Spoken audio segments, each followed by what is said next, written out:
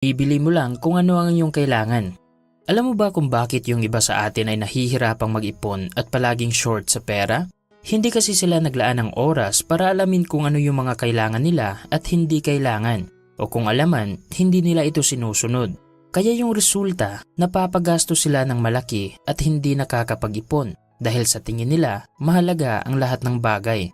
Ang mga taong matalino sa pera ay merong priority. Inuuna nila palagi na magtabi ng minimum of 10% ng kanilang income at pagdating naman sa paggastos, binibili lang nila yung mga mahahalagang bagay. Hindi sila bumibili ng bagong cellphone dahil maayos pa naman ang cellphone nila ngayon. Hindi sila bumibili ng bagong sapatos dahil meron pa naman silang magagamit. Alam kasi nila na kapag nagkamali ka sa paggastos, posibleng madudukot nila yung kanilang ipon o di kaya ay may sasakripisyo nila yung ibang mga gastusin.